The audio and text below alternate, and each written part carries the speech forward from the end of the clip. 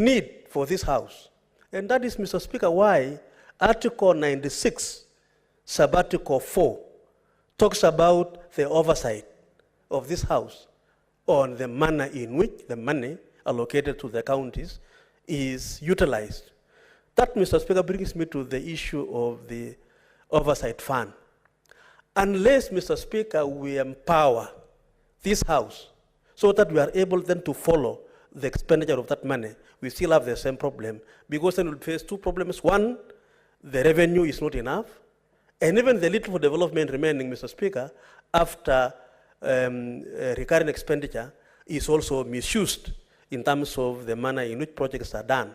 So, Mr. Speaker, I want to say that one of the ways of ensuring that we have value for money is to empower the Senate to undertake its responsibility of oversight as envisaged in Article 96, Subarticle 4 of our Constitution. Mr. Speaker, I want to agree with members who have proposed that perhaps we need to agree with the proposal by CRA of 407 billion allocation to the counties. But, Mr. Speaker, I think it is also important for us to be practical in this country. Today, Mr. Speaker, the country is paying huge sums of money towards loans, to repay the loans. Mr. Speaker, I think as we move forward, as we restructure our loans, as we continue to improve our economy, these figures, Mr. Speaker, in future should indeed move from 385 billion to maybe 450, 407, and so on, as proposed by CRA. So, Mr. Speaker, I want to support the figure of 385 now because of our economic situation as a country. But there is need to pursue a further increment even as we advance as a country, Mr. Speaker.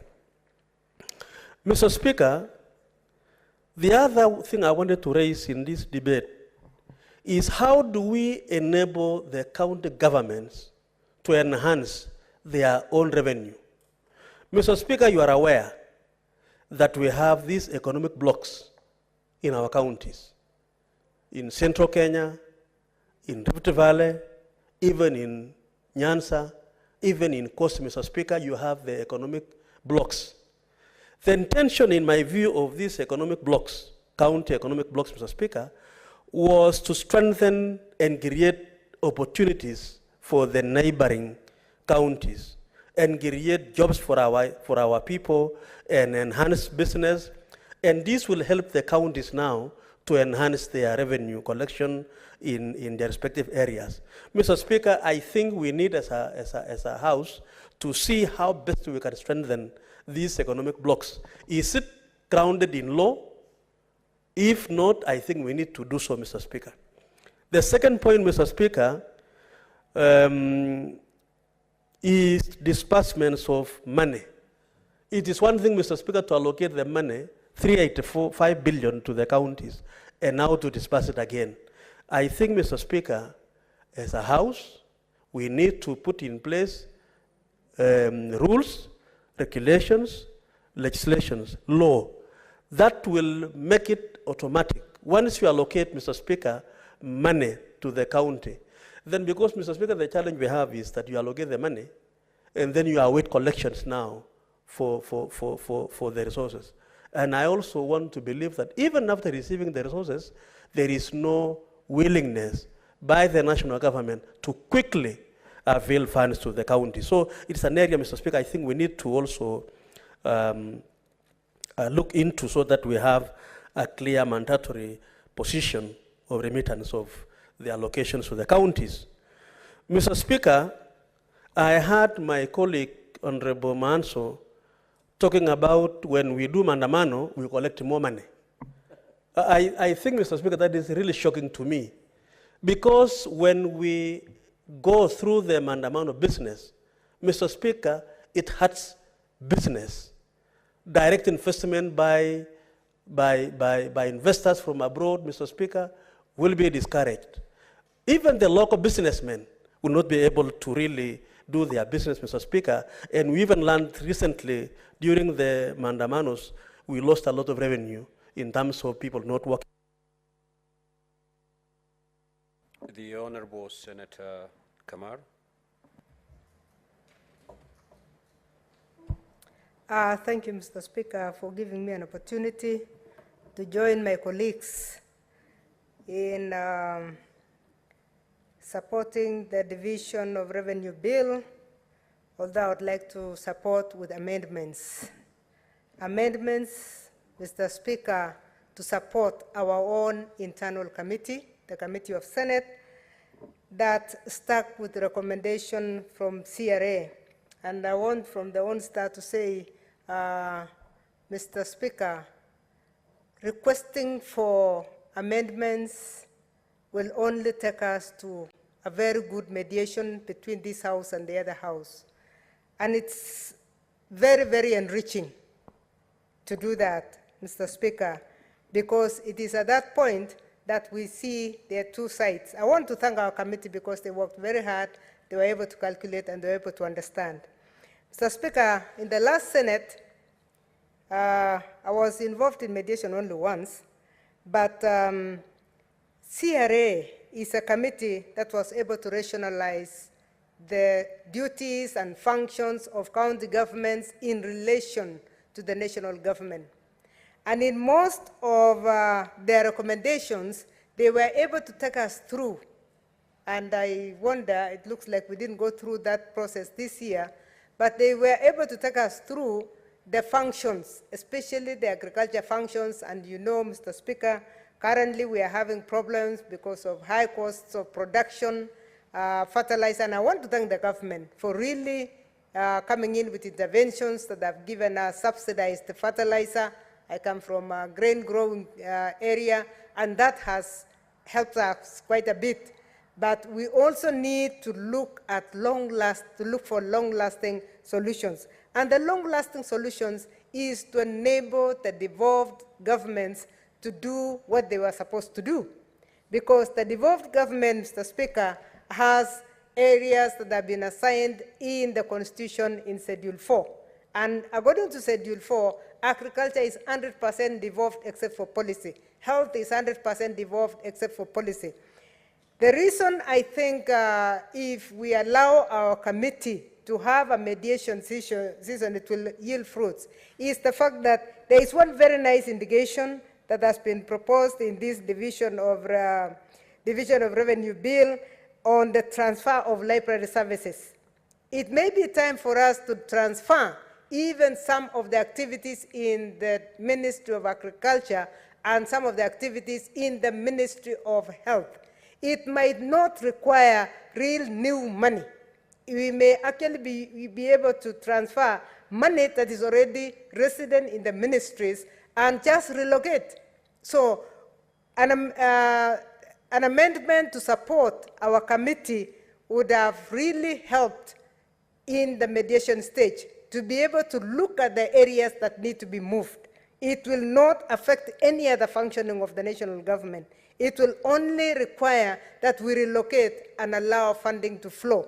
Because currently, Mr. Speaker, you look at the budget that has been given the Ministry of Agriculture, and the 7% of what has been allocated to the counties, and the national ministries are still holding more money than the money that goes to the counties as far as those areas are concerned. When we listened to CRA in the last Senate, the CRA was able to tell us the percentages that have been approved in the Malabo agreements, in the Abuja agreements, percentages that should be going to health, percentages that should be going to education, percentages that should be going to agriculture. If we use those as our standards, because we are actually obliged to do it because we have signed these agreements, you will find that some of the areas where the county governments are suffering is just because of the non-transfer of the functions that have been given to them. So I was very happy to see that the library services are being transferred, and I would really urge that through our committee, we get more transfer of activities. What is it that is being held by the Ministry of Agriculture that should be going down? Let us analyze those and transfer them. And This is the point to transfer. It is when we are dealing with the division of revenue, because you transfer the function and the function is followed by the money, and that money will go up automatically without looking for new money. Same thing when it comes to the Ministry of Health. Ministry of Health is devolved, but we still see a huge budget that is in the Ministry of Health headquarters. Why should we not facilitate? Our doctors are suffering. Doctors are now up in arms that they will be on strike in a few days. And you ask yourself, why should that be? Why don't we start looking at what functions were transferred, what functions were not transferred, so that we use them to move? So to me, Mr. Speaker, CRA was right to give us. The other reason I believe that that 7 billion increment from CRA makes a lot of sense is the fact that when you look at the revenue itself, the revenue has increased by 10%. All they are asking for is the increment of the counties to be at 10%. That 10% is at 7 out of the 370 billion that is currently on. So that percentage is still below the increment in the revenue that is being collected. So it makes a lot of sense to actually give that figure of that 7 that will give us 407. Mr. Speaker, I wind up by saying it is so important that we allow the committee of this House to have a healthy discussion with the other committee through a mediation, nothing acrimonious, just to discuss and see what needs to be transferred and which money needs to be spent from which arm, from which corner, or from which level of government, because it is just a matter of movement of that fund. If we allow the movement of functions and the funding to follow the functions, we will not have to do anything more, and we will not even touch the allocation that we are talking about in the analysis on the fund that should be catering for our debts, which we must pay, and I support the national government that it must be paid, and any other functions that the government would like to undertake, it will still be the same. But let's allow the flow of the transfer of functions. That way, as you know, because you are a governor, it will allow the functioning of the devolved government the way it is supposed to be according to the Constitution. Thank you, Mr. Speaker. Senator Veronica. Mr. Speaker, thank you for this opportunity to contribute to this very important debate on the division of revenue bill, which is before this House, Mr. Speaker. First of all, Mr. Speaker, I would wish to note that if Senate existed for any other purpose, Mr. Speaker, then this is one of such core purposes, Mr. Speaker, is to ensure that a bill of this nature, Mr. Speaker, is dealt with in an expeditious manner in order to ensure that, Mr. Speaker, the counties are very well resourced for the functions that they have been assigned under the Constitution, Mr. Speaker. And from the very onset, Mr. Speaker, let me say this. While there is need to engage in robust debating of a bill of this nature, yet, Mr. Speaker, we must also understand that the process that is being done by Senate right now must be done in such a manner as to ensure that, Mr. Speaker, it is dealt with in an expeditious manner without unnecessary bottlenecks, Mr. Speaker, due regard being had to the fact that the allocation of these resources, Mr. Speaker, are needed to ensure that counties are functional and that there is sensitivity in our operations to the needs of the people of Kenya. And, Mr. Speaker, that such can be dispensed with so that the resources that need to go to the counties are not unduly held. Because, Mr. Speaker, a long delay in dealing with such business, Mr. Speaker, at Senate would necessarily mean that there is a delay in the functions being resourced or being supported, Mr. Speaker. I want to draw, Mr. Speaker, your attention to Section 5E of the Division of the Revenue Bill 2023, the fact that national government continues to sorely bear shortfalls in revenue in any given financial year, while county governments receive their full allocation despite the budget cuts affecting the national government entities. Mr. Speaker, this provision, having been pronounced in this bill, clearly shows the spirit with which the national government has been dealing with county government insofar as allocation of resources are concerned, Mr. Speaker. It shows that the national government has gone out of its way to ensure that county governments receive the resources that are due to them in spite of the serious budget cuts that have been done affecting the entities and the functions of the national government, Mr. Speaker. Does that portend good faith or bad faith? Mr. Speaker, in my very humble proposal, it shows very good faith from the national government insofar as allocating resources to county government is concerned, Mr. Speaker. I also want to draw our colleagues to the principles set out under Article 203, Mr. Speaker, that have been put into serious consideration before this bill was drawn, Mr. Speaker. Out of those stipulations, Mr. Speaker, you will find there are considerations of national interest, Mr. Speaker, what must be provided for the public debt also, Mr. Speaker. I think it is now common knowledge that our national government is ridden with debt, Mr. Speaker.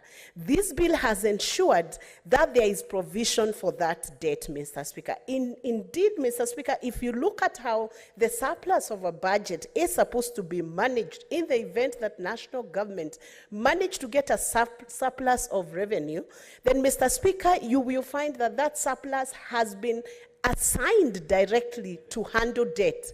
Why, Mr. Speaker? Because when a country is ridden with debt, it continues to be a very big risk to the operations of that nation. And that is why it's important, Mr. Speaker, that the Constitution has also provided that any surplus must then be tackled or applied towards reducing the debt. But if we look at the current Division of Revenue Bill, Mr. Speaker, there are two things that one must consider. Does it meet the constitutional stipulations, Mr. Speaker? I would say yes. And I would draw your attention to Section 6 of the Division of Revenue Bill.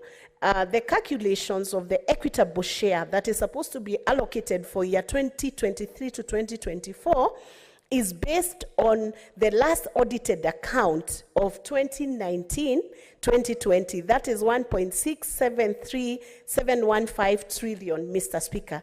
This is the last audited account and approved by National Assembly, Mr. Speaker. So the reference to that specific audited account of 2019 to 2020 is in good order, Mr. Speaker, and is the one that is constitutionally allowed. If you look, Mr. Speaker, also at Article 203, sub-article 2, Mr. Speaker, it also stipulates that the allocation cannot be less than 15%. If you look at the current allocation of 385 billion, Mr. Speaker, this allocation stands at 23.5, Mr. Speaker, which is approximately 9.5% above the stipulated constitutional provision, Mr. Speaker.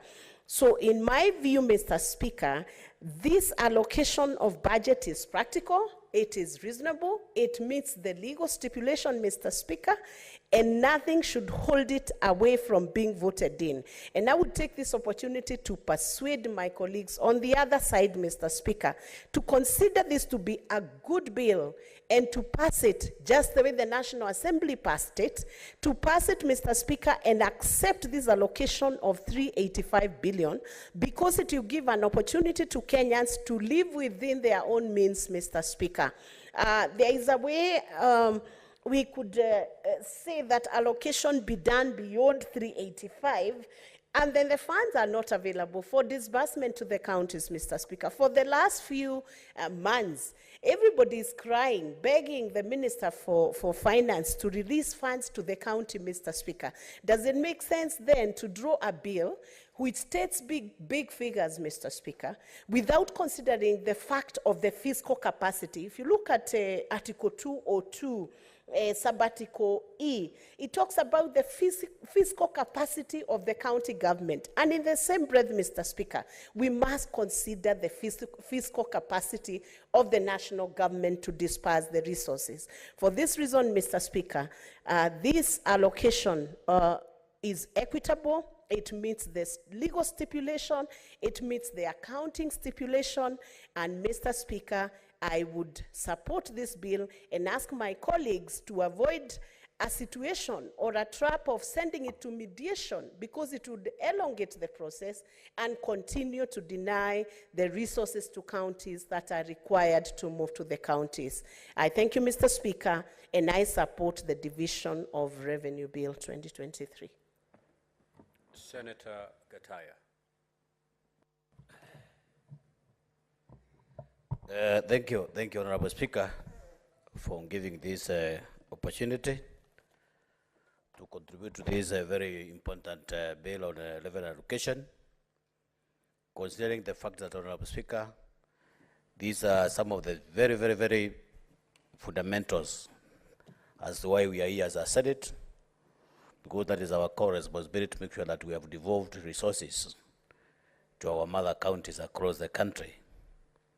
Honorable Speaker, the inception of devolution created a very viable environment for our locals downstream. So it is therefore important, Honorable Speaker, that as we debate, we have to urgently consider the fact that devolution created a way of life, because we decentralize services to our counties. That's creating quite a number of significant developments across the board. Honorable Speaker, if I were to make some arguments, I would say that devolution was incepted without some levels of preparedness. Because, Honorable Speaker, I've happened to serve in the counties for close to 10 years, and there's some responsibility, there's some departments that were devolved when the whole system was not prepared. For example, Honorable Speaker, if you look at the Ministry of Health, quite a number of counties are struggling with the Ministry of Health and Agriculture. And of course, those two ministries form the backbone of quite a number of activities in counties. If you look at health, the Honorable Speaker, I don't know for what reason the national government decided to have some little resources devoted to counties. That is stifling and crippling Ministry of Health, especially in counties, Ministry of Health and Agriculture. So in this respect, Honorable Speaker, that I don't know whether we are supposed now to move and create a policy through which we are supposed either to advise the national government to track that decision that the Ministry of Health and Agriculture should maybe remain in the national government or maybe fund those two key functions in the counties. Another point, Honorable Speaker, is that I think the formula that the Commission for Revenue Allocation has been using for close to 10 years now is almost getting outdated. We are supposed now to review some of those formulas that those commissions are using to allocate revenues. For example, Honorable Speaker, if you go to my county, Tharaka-Nithi County, the money that is being allocated to the Tharaka-Nithi County is not even enough, even to cater for quite a number of activities. And I'm very sure there are so many other counties that are really struggling to make their ends meet. So I think it is through this House we are supposed to create a system to make sure that we have made some reviews, some considerations on how we are supposed to create some more energetic formulas through which we are supposed to have the Commission for Revenue Allocation allocate monies to counties. So, Honorable Speaker, it is important also to note that as much as we discuss, we also have to, I want to support, I think it's Honorable Cheptumo who said that we have a problem in revenue collection in counties. There are quite a number of leakages, so that you find that one of the reasons why we have even the pending bills is when the counties budget and then they fail the target of correcting the target and the revenue. That's why you end up, you are budgeting something, so along the way, you just fall short of the budget. That way, you fail to meet your target, and you fail maybe to pay your contractors and so forth. So in this respect, Honorable Speaker, I don't know, we are supposed now as a Senate to make sure that we have created a system through which we are supposed to strengthen the revenue allocation expenses to counties so that maybe we can strengthen their revenue base. So in this respect, Honorable Speaker, this is a critical bill. As a Senate, we are supposed to make sure that we have moved with a lot of speed. Like in Honorable Speaker, there is a lot of cry downstream in the counties where the information is that we have almost like 5 months since the counties have received their allocation. So you can imagine 5 months down the line, people have not been paid, no salaries, no development, no anything, and there are quite a number of pending bills in those counties. So in this respect, Honorable Speaker, I beg you to strongly support the bill, and so that we can make sure that our counties realize the allocation that is intended for. Thank you. Senator Karungo.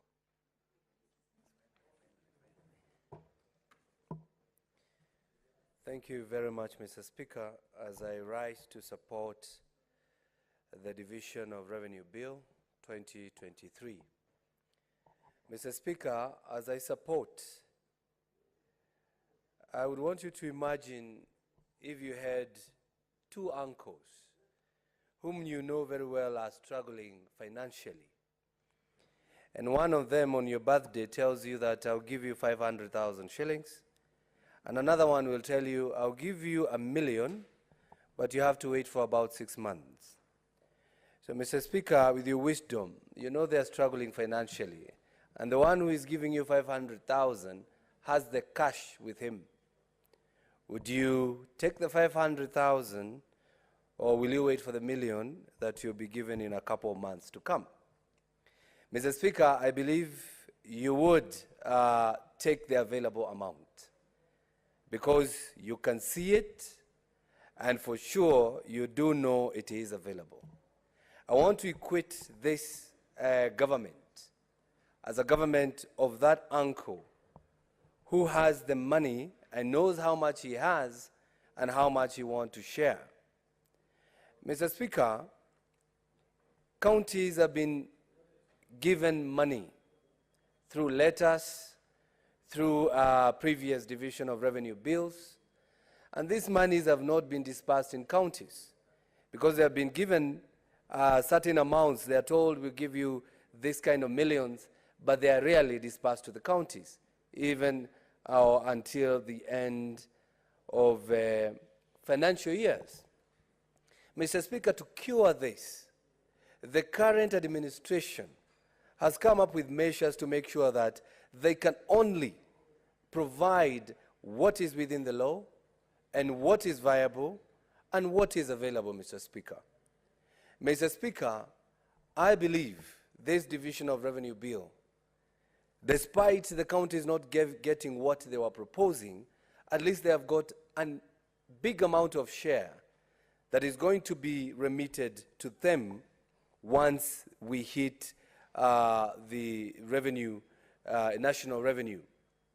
Mr. Speaker, 385 million to all counties will be divided equally to all counties, Mr. Speaker.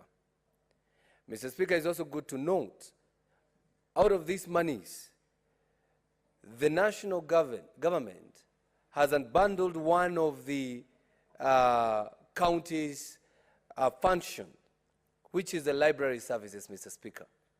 Mr. Speaker, the library services that is under the Kenya National Library Services has been collecting at about 425 million Kenya shillings every year. Now that money has been given to the counties, Mr. Speaker, because it is a function of the county.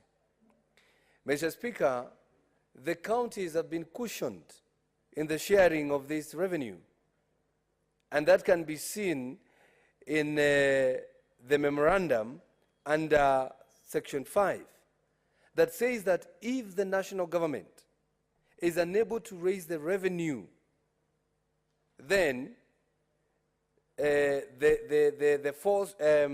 read it, if the actual revenue raised nationally in the financial year falls short of the expected revenue set out in the schedule, the shortfall shall be borne by the national government, Mr. Speaker. That tells you that this government is a genuine government. Mr. Speaker, it also says, if the actual revenue raised nationally in the financial year exceed the projected revenue set out in the schedule, the excess revenue shall accrue to the national government and may be used to reduce borrowing or pay debts. Mr. Speaker, we are where we are because of debts that were accrued by the previous regime, Mr. Speaker. This national government has looked at it, and in the course of trying to give a remedy, Mr. Speaker, it says that we are going to clear the debts so that we lower the charges, Mr. Speaker, that our people pay. Mr. Speaker, the question we need to ask ourselves, do we need to raise the taxes so that we can give more money to the counties, or lower the taxes and give what is supposed to be given to the counties, Mr. Speaker? Mr. Speaker, I've had one of the honorable members here from the opposition saying that he does not understand why the money was given to the Hustler Fund. It is the same people who are in the streets, Mr. Speaker, saying that we need to lower the prices of unga, Mr. Speaker. But this government of ours, the government of Kenyans, had seen that for you to be able to buy unga, you need a resource, you need an income. For you to get an income, you need capital. For you to get capital, somebody must accord you that capital. And that's why the government is doing that, giving the hustlers some hustler funds so that they can do business, they get some little money, and that money will be used to buy the unga that the government is working on lowering, Mr. Speaker. Mr. Speaker, I urge the county governments, and especially the honorable members of the county assembly, they should come up with their law, almost like this one, Mr. Speaker, and they call it equitable distribution of resources to the wards, Mr. Speaker. Nothing stops them. The amount of money that they get from the national government, they can take that money and allocate, distribute equally to every ward, Mr. Speaker. For example, they can say 40% of the development money will be shared equally to each and every ward, Mr. Speaker. This way, we will avoid governors who maybe do not like some certain MCAs, some certain wards, that they don't disburse money to those wards. This will, of course, save such wards that do not receive recognition from the governors, Mr. Speaker. So I urge the county assemblies to come up with a law like this one, or close to this one, so that each member or each citizen of each ward to get the resources as they come from the national government. And as I wind up, Mr. Speaker, I call upon the Senate. We are very good at disbursing, distributing, and passing this law, and the money is disbursed to the counties. But sometimes we are unable to check on how that money is used by the governors, Mr. Speaker. So I urge the honorable members, as we take this money to the counties, let's follow them. Let's follow these shillings by shillings and see what the governors are doing with the money that the national government has disbursed or has allocated to the counties. With those few words, Mr. Speaker, I support. Senator Abbas.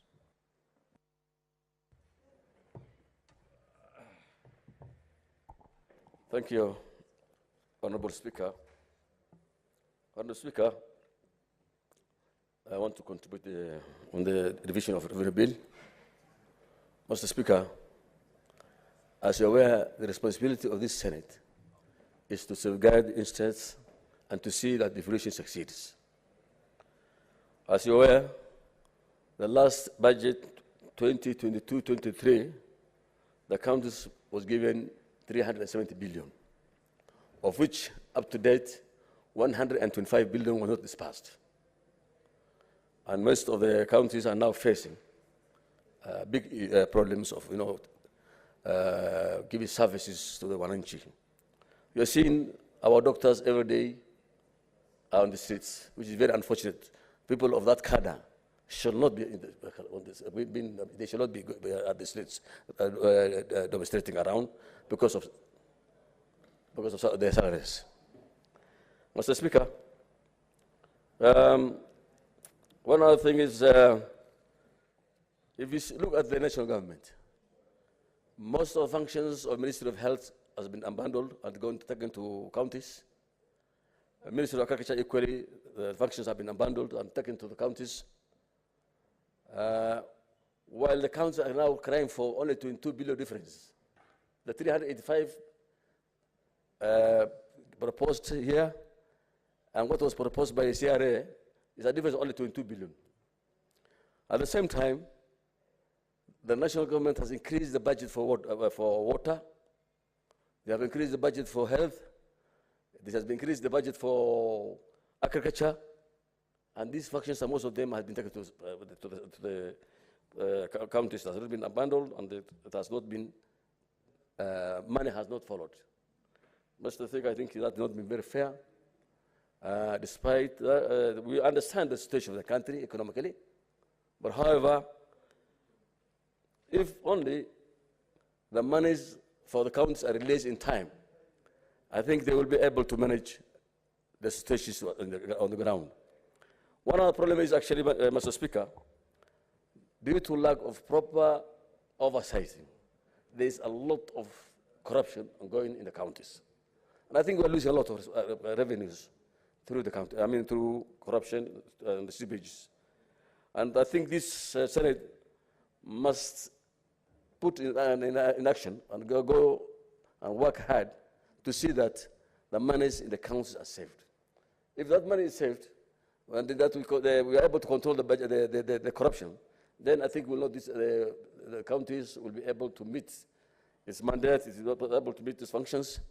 But however, I think what the percent of money that is lost through seepage of corruption, it's more than what they are requesting for.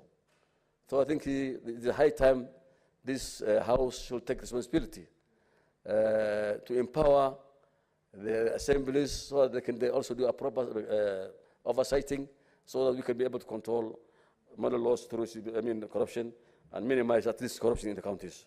One other thing, Mr. Speaker, we need to increase our efforts as a House to see that actually my committee of the devolution now is following up that all the functions that have been devolved must be taken to the counties, especially for Ministry of Health and the Ministry of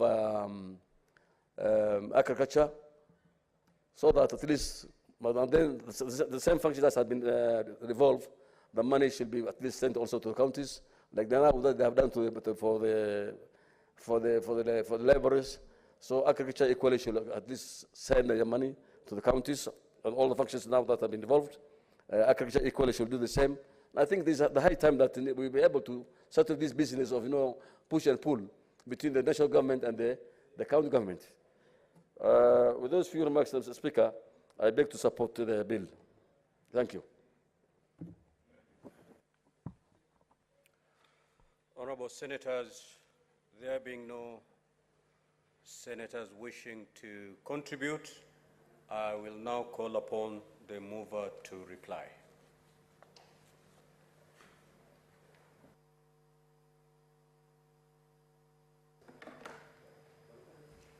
Thank you, Mr. Speaker. I want to thank all the senators that have taken time to give their input and feedback on Division of Revenue 2023-2024.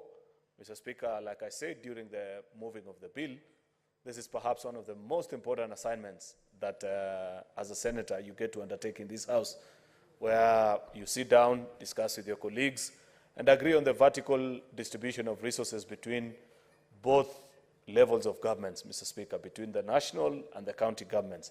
And I have listened to ideas from colleagues on how they intend to go about. Our colleagues lament about the need either to ensure that there is more prudent utilization of these resources.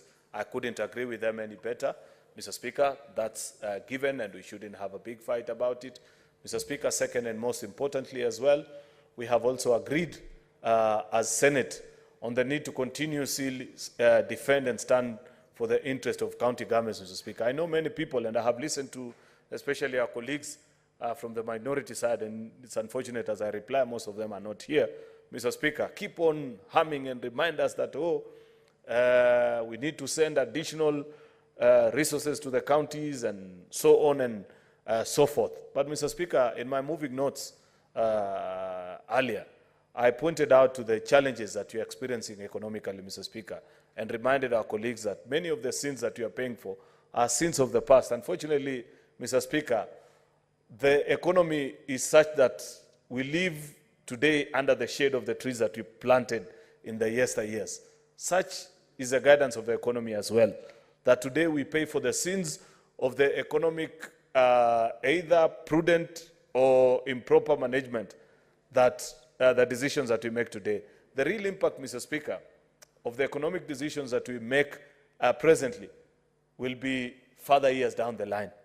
And it is so evident, Mr. Speaker, given the kind of a financial situation that we find ourselves in, as our colleagues find comfort in running on the streets and screaming themselves hoarse, saying that the economy needs to be managed better. Of course, we have equally reminded them that many of these challenges, whether it's debt or complete pilferage of resources, it was done under their watch in the previous it was done under the watch of the previous administration, of which there were very strong supporters and defenders of, Mr. Speaker. We were in this house jointly with them, and on many afternoons, unlike us who are magnanimous on many occasions to allow them to debate, on many occasions we are being told, oh, let the mover reply. If you have a problem, go and speak it elsewhere.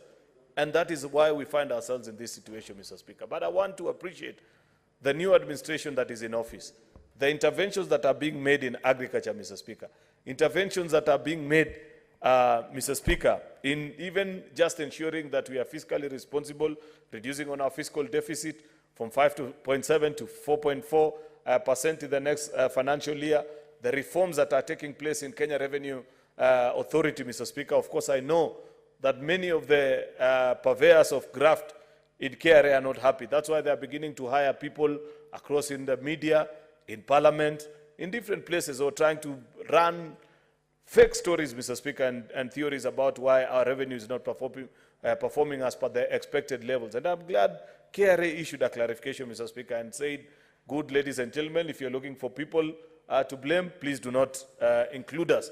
Because much as there is a lot that they could do better, already passed the supplementary budget, many of the state agencies are now beginning to spend, and the same can be seen in revenue targets. And I see KRA have issued a further alert saying that they are on course actually to raise in excess of 2 trillion, Mr. Speaker. Of course, a lot of it, as we all know, in excess of 1 trillion, Mr. Speaker, will go back to fund debt. Eventually, when they are done with putting in place a new administration, I know they are recruiting a new commissioner general and so many other things that are being done, Mr. Speaker, to ensure that as a revenue authority, they raise the necessary resources for us to share with our county governments. I appreciate also, Mr. Speaker, that many of the colleague senators that have spoken to this matter have insisted and implored on each other the need to ensure that there is better use of resource at the various levels of our county governments, Mr. Speaker. Mr. Speaker, there are two things that I want to say. Number one, I want to challenge colleague senators that perhaps after all is said and done, once we have passed division of revenue and perhaps even CARA, let us come and discuss also, because senators are akin to board chairpersons and governors are like CEOs running the institution. We oversight. We might not be involved in the day-to-day operations, but we see how the entities that we superintend are performing. How can we possibly sit as a Senate of the Republic of Kenya, Mr. Speaker, and be comfortable that of the monies that we devolve to our county governments, in excess of 70, and in some counties even 80%, are being consumed under recurrent expenditure, Mr. Speaker, leaving very little amounts to, Mr. Speaker, to do actual development, Mr. Speaker. Yet, we have passed PFM regulations, and we know what the statutory requirement is. But I can tell you for a fact, not a single county government, check in your counties, colleague senators, not one county government in this country is compliant with the provisions of PFM with regards to the division between recurrent and development.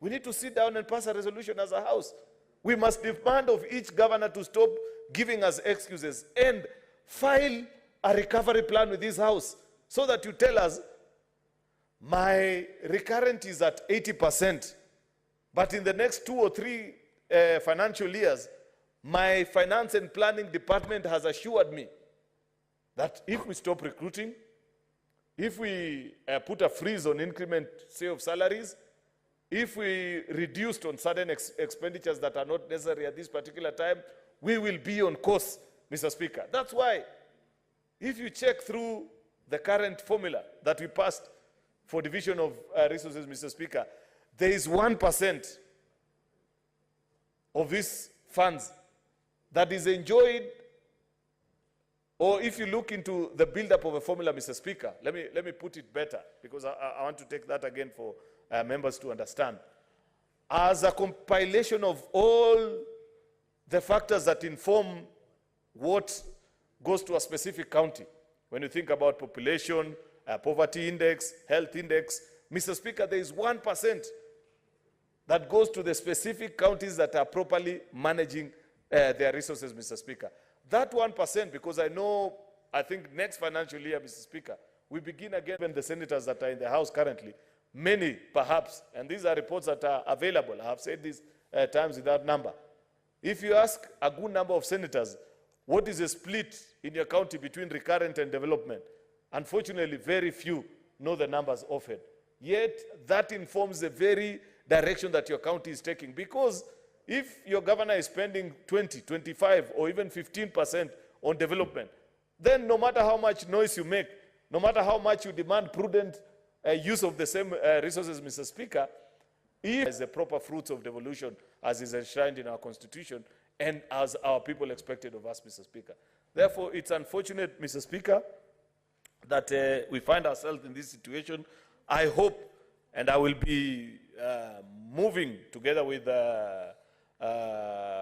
colleagues in leadership, that perhaps we do a motion jointly, concrete with the resolutions, where we shall expect of the controller of budget and the auditor general that each of our counties file a recovery plan so that we know what eventually will be the final solution, Mr. Speaker. So, Mr. Speaker, with those very many remarks, I beg to move. Mr. Speaker, sir, pursuant to Standing Order number 66.3, I beg to move that putting of the question on this motion be deferred to a later time, Mr. Speaker, bearing in mind that the quorum issues and the need for our whips to mobilize, Mr. Speaker. Thank you. Majority Leader, indeed, the putting of the question in regard to that particular motion is deferred.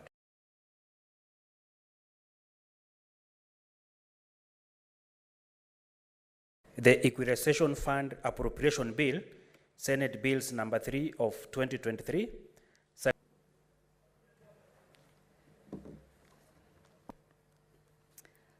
Thank you, Mr. Speaker. Mr. Speaker, I beg to move that the Equalization Fund Appropriation Bill be read a second time, Mr. Speaker. Mr. Speaker, this is a very important bill that is in regards to the marginalized counties, a bill that is as per Article 204 of the Constitution. The Equalization Fund, which was established in 204, its basic mandate is to facilitate the provision of the basic services, that is the water, that is health, electricity, and the roads. In this bill, Mr. Speaker, has been appropriated funds amounting to 54 billion in the financial year 2021-2022. And Mr. Speaker, on this particular bill, 26 billion has already been approved by the National Assembly in the first supplementary budget. And out of this 26 billion, Mr. Speaker, 12 billion has already been remitted in this fund, Mr. Speaker. Out of this, there's a balance that is amounting to 13 billion out of the 54, out of the 26 billion that had already been remitted. And in this appropriation, the bill provides a total of the 13 billion, which comprises of 6 billion for financial year 2021-2022 and 7 billion for financial year 2022-2023, Mr. Speaker. This bill also has a schedule on the equalization allocation, as I said earlier, on the 34 counties out of the 47 counties that has been identified. Within those 34 counties, 1,400 are different regions within the 34 counties that have been identified. This is a very important bill, Mr. Speaker, because on the issues and the services that are supposed to be offered on the specific areas, as far as the health is concerned, as far as the roads are concerned, electricity issues are concerned, Mr. Speaker, you realize as devolved functions as per the fourth schedule, these are very important issues in regards to this bill because health sector is a very important factor, and these funds are going to improve the health sectors within the different areas of the 1,400 areas that have been identified. We have the first allocation, Mr. Speaker, that had been remitted to the counties. And you realize that out of the delay of the disbursement of the funds, some projects have not been completed. Some projects have also been completed, but the contractors have not been able to hand over these projects, hence delaying the key service that is supposed to be offered in these institutions. Like, for example, even some of the buildings, that the small hospitals that have been put in place, but they cannot be utilized by the local people in those particular regions, and hence brings a challenge. So this is a very important bill because it is going to ensure that these funds are going to cater for the services that they're supposed to cater for. We have regions and areas like the eastern region whereby the electricity issue, which is part of this fund, you find that some areas we have challenge. And you see the education factor that we had, the previous government had mentioned in terms of ensuring that there is electricity to these different regions. There are challenges, there are institutions, there are schools, learning institutions that have not been able to have this commodity, this key element that helps in different aspects, from use of different gadgets. We are in a digital space, and without some of these things like electricity, then it brings a challenge to this particular region. So this is a very important bill, Mr. Speaker, as far as ensuring that these services are able to reach to the marginalized counties. Not only just reaching, but also the timely reach of these particular services. This bill also, Mr. Speaker, the Equalization Fund Advisory Board will also immediately commence identifying the projects to be implemented. We have the projects that had already been identified, and also there's an opportunity to identify projects. And this identification, Mr. Speaker, you realize that there are some committees that are going to be formed with the assistance of also the National Treasury, with the Fund Advisory Board, that this committee at the mashinani level are going to ensure that they are going to come up with projects that are touching and are immediately going to help the communities and the regions within that particular area. And this is very important, Mr. Speaker, because this talks about total inclusion of the local mwananchi, of the person on the ground who really needs these services directly. And that is why this fund is just strictly for the marginalized areas. These areas have also been in the bill. They've also been indicated. They have also been identified up to the region level, and the amount of funds in the bill, it clearly indicates how much. So with this indication of how much per every area, it becomes easier for the members who are going to sit in that particular committee per particular region, easier for them to be able to budget as per what is allocated or as per what is set aside for that particular area. And this is very important because without that in place, then planning becomes difficult. But when that is in place, it is easier for the committees to be able to well plan on a specific and a particular project that is going to be able within that particular budget, and hence there are going to be impactful results of that particular project, unlike situations whereby there is no committee, and then maybe the governors bring up projects without looking at how much is needed. But that is stipulated very, very well in this particular a very important bill. Mr. Speaker, in the committee during our meetings, we engage different stakeholders. And we've had very good engagements with different stakeholders, ranging from the National Treasury, Mr. Speaker, who have also been able to have their input. And we've really been able to discuss one key element on why these funds have been able to have delayed, because, as I said earlier, the initial appropriation amount was 54 billion. And out of this, only 26 billion is what National Treasury was able to approve. On top of that, only 12 billion is what has already been dispersed to the different marginalized area. And so there's an outstanding of 13 billion. As we speak, Mr. Speaker, in our deliberation with National Assembly, out of the 13 billion, only 10 billion has been appropriated in the first supplementary budget. And hence, there's a deficit of around 300 billion. As a committee, we advised and decided that let the 10 billion pass and be able to be dispersed to the marginalized regions, and hence the balance of because it is already appropriated, so as not to create any delays, so that these funds can be able to be taken to be appropriated as per the schedule. And so the balance of the 3 billion will be now incorporated with the balance from the main 54 billion less 26 billion. The outstanding balance of about 28 billion will be now added. The 3 billion will be added so that these funds can now be allocated. We also had different stakeholders, like the Council of Governors. The Council of Governors were able to clearly state and also were able to table the existing projects. They were able to mention about 300 projects that were in place in total, but about 120 projects are the projects that have been completed, and then hence the rest are stalling. The reason that they are stalling, according to the Council of Governors, is because of untimely disbursement of these particular funds for these projects.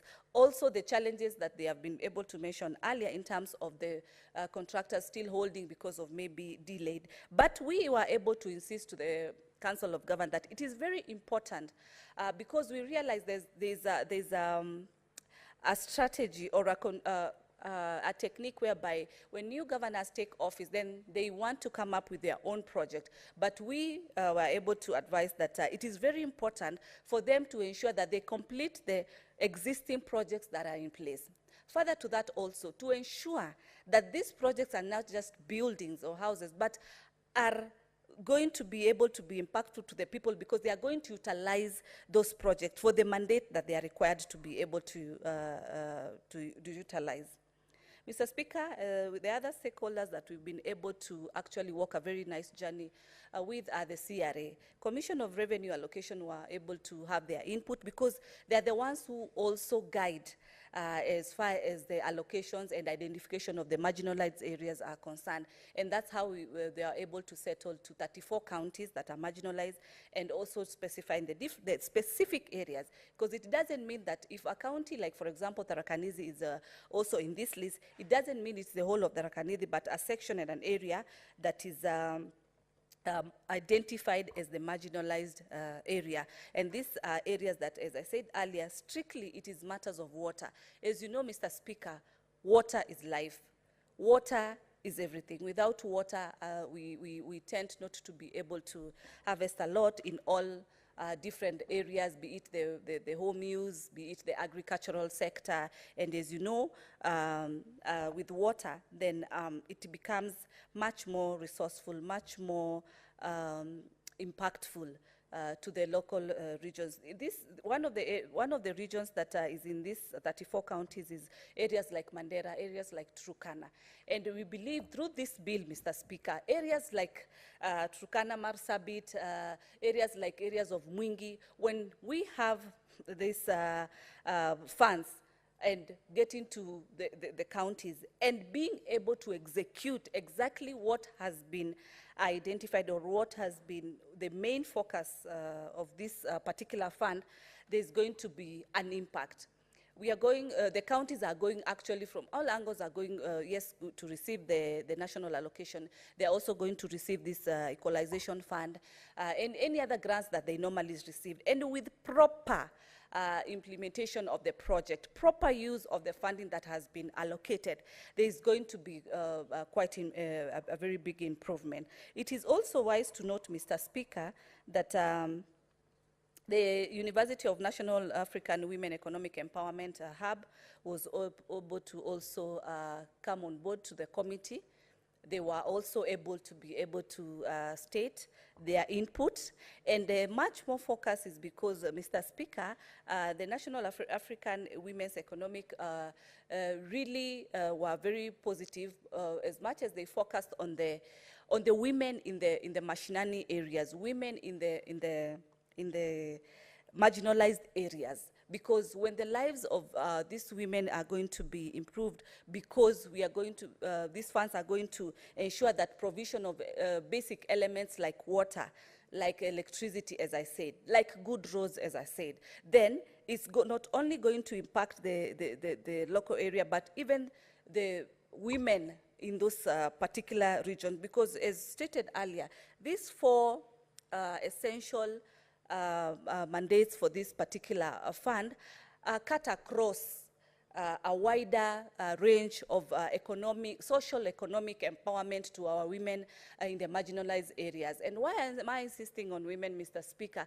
This is because in these regions mostly, the number of women, as far as gender is concerned, is more bigger than the number of the male factor, because these are very remote areas that mostly women have been the ones who have been left in these particular regions.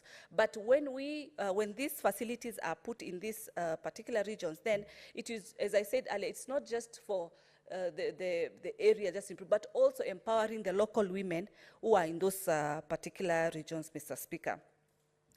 Mr. Speaker, in our deliberations in the committee, we were able to note some of the conditions that the counties were able to put in place so as to receive the disbursement. And some of them included that the funds should just be utilized for the projects in the marginalized areas.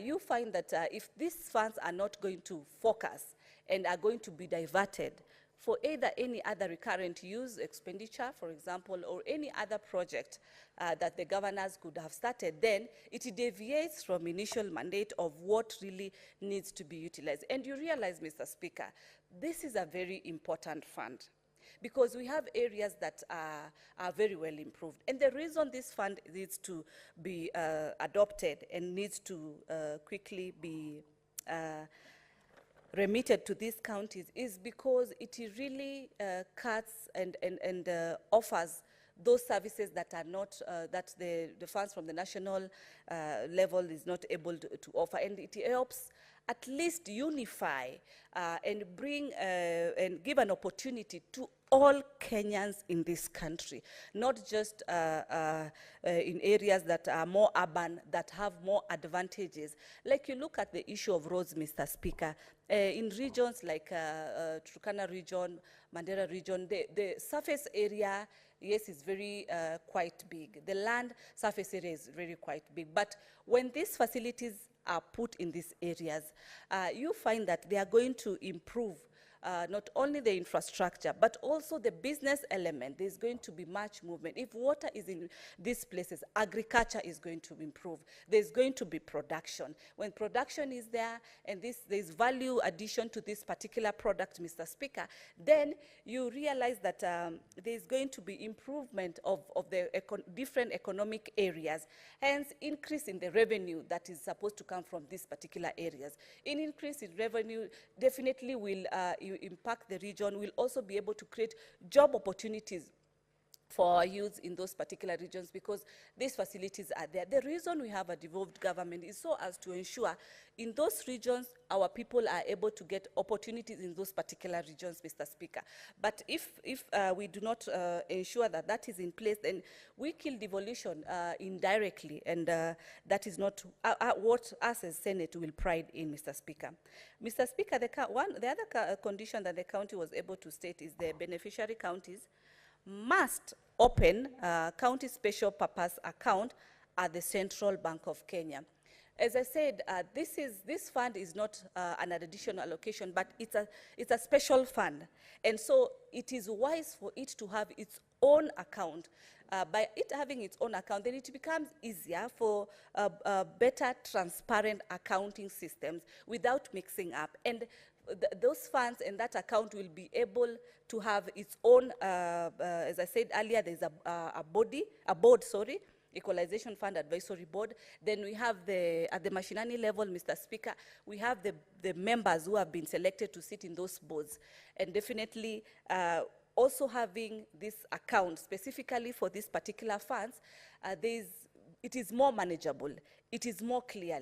There's no mix-up that these funds were utilized for any other project. These funds were used to pay recurrent expenditures. That won't be the case, but it will be easy to manage. It will be easy to offer transparent accounting as far as these funds will be concerned for that particular marginalized area. Further to that, Mr. Speaker, the County Technical Committee also, we stated that it must place as provided in the PFM Act 2021 regulations. These are, as I mentioned earlier, these are the committees that will be able to identify the different projects depending on the area. Because you realize, Mr. Speaker, for projects to be identified in these areas, there needs to be also, the people need to be there. They also need to interconnect with other public institutions, so that whatever project is being put in place, for example, if they are putting electricity in this particular area, then that electricity is going to serve a bigger range. If it is the borehole, if it is the water that is going to be put in this particular area, then this area, these committees will help ensuring that this water will not just serve small number of people, but is going to serve a wider range of people. If it is a case example, Mr. Speaker, for the roads, then it will ensure that these roads are going to interconnect and are going to ensure that people from side this to moving to the other side are going to be able to have an infrastructure that does not only cover a smaller area, but a wider range of depending on the number of people, Mr. Speaker. Mr. Speaker, the other condition we were able to state is also spending unit must comply with the existing laws and regulation. This is definitely governed. It is also guided as per our PFM Act, as earlier stated. Mr. Speaker, the committee considered the bid and made several observations in it. And some of these observations, Mr. Speaker, during the consideration of the 2022-2023 Supplementary Budget 1, the Supplementary Budget 1, the Equalization Fund entitlement of 6.8 billion for financial year 21-22 was reduced to 3.5 billion, leaving the 3.2 for appropriation. As I'd mentioned earlier, Mr. Speaker, this is the fund that was not included in Supplementary 1, and thus the total available appropriation is 10.3 billion. And we felt as a committee, through the wisdom of the committee, instead of going back and insisting on the 13 billion, we decided to let the appropriation of the 10 billion. And then we can be able to ensure that the balance of the 3 billion that has been left is going to be included in the balance from the main 44 billion, less 26 billion, hence 28 billion plus the 3 billion, giving an outstanding of about 31 billion that should be the main balance. So, that is what, as a committee, we settled for. Project identification, Mr. Speaker, and implementation under the second policy on marginalization is yet to be undertaken and will commence immediately after approval of the Equalization Fund Appropriation Bill 2023. This is very important, as I said earlier, Mr. Speaker, because it is when these funds have been remitted. The good thing is that as per the feedback and the update of the National Assembly, the committees are already in place, and they are going to undergo the right process of ensuring that they are also being gazetted so that they can be able to appropriate the funds depending on the amount of the fund. Hence, that will guide on the type of project that the fund can be able to undertake. Given that there are only 3 months remaining before the financial, actually not actually 3 months right now, it's less than 3 months, it's about two and a week for before the financial year lapses. So there's need to expedite very fast on this particular bid. And I also want to thank you, Mr. Speaker, for ensuring that you have changed your order and you've been able to prioritize on this bill. Some of the projects under the first marginalization policy are yet to be completed. And why, Mr. Speaker? The reason is because of the delay occasioned by the stoppage of the expenditure of the fund by the High Court ruling, which had declared that equalization fund guidelines are is unconstitutional and null and void as well. So there's need to expedite completion of this project so that the benefits are realized within the 34 counties, as I stated earlier, Mr. Speaker. Mr. Speaker, the committee, having considered, recommended, as I said earlier, that the National Assembly should, by end of April 2023, submit it to Parliament a framework showing a clear action plan of how the pending funds, entitlements, and arrears will be recovered. Which area is this, Mr. Speaker? The area of the 31 billion, because it is about the 28 plus the 3 billion, which was not budgeted for in the first supplementary budget. And so then the committee also requested that the National Assembly be able to give a framework of how the total balance is going to be remitted to the 34 counties. Mr. Speaker, the committee also appreciates so much the support from our Secretariat, led by none other than Christopher Gitonga, who's the clerk of the committee, on ensuring that this bill is timely. And also, I want to thank my committee members who have been very supportive, who have been who've been team players during these particular deliberations on this particular bill, Mr. Speaker. And it's at this point I want to thank you, Mr. Speaker, and I request that my colleague, also member of the same committee, Senator Boni Alwale, to second this motion. Thank you.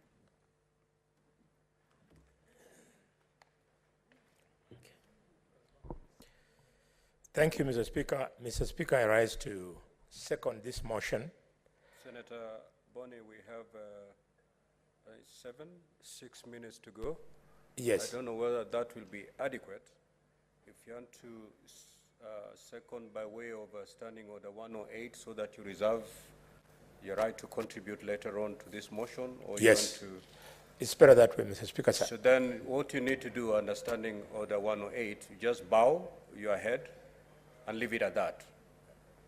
Then you'll have reserved your right to contribute later on to this particular motion. Very well. Thank you.